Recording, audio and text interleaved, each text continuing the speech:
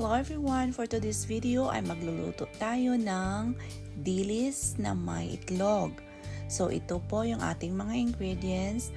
Of course, yung ating dilis. So ayan, kaunti lang siya. So pagkatapos nating hugasan yung ating dilis, lagyan natin siya ng garlic.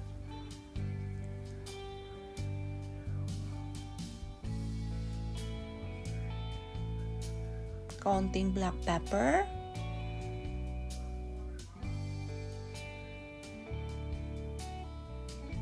Kaunting asin. Kung meron kayong magic sarap, pwede nyo siyang lagyan. And then yung ating itlog. Depende sa inyo kung ilang itlog ang inyong ilalagay.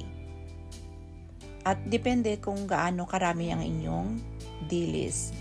So, babatiin natin yung ating itlog at tsaka lagyan natin ng kaunting asin.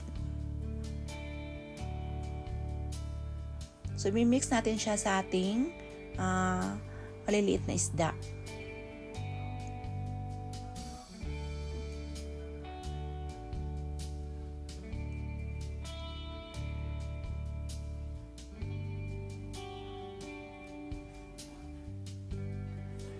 Then, kung meron kayong dahon ng sibuyas, pwede siyang lagyan ng dahon ng sibuyas para mas masarap.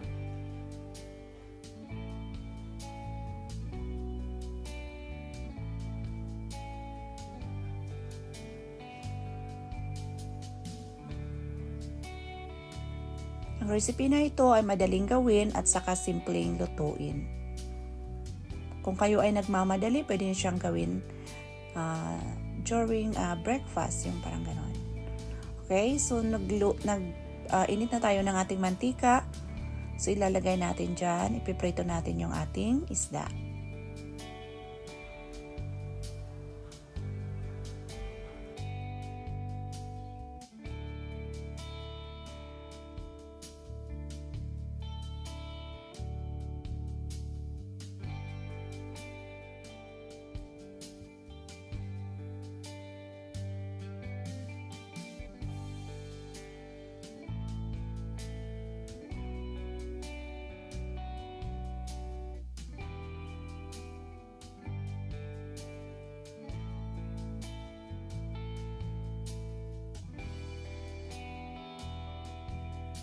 So yan mga madam, tapos nang nalutong nating isda.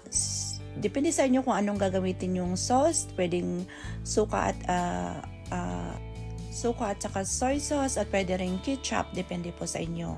So ayan po mga madam, kung nagustuhan nyo pong ating video for today, paki-like and subscribe naman po ng ating channel para ma-update po kayo sa ating susunod pang mga recipes. Salamat!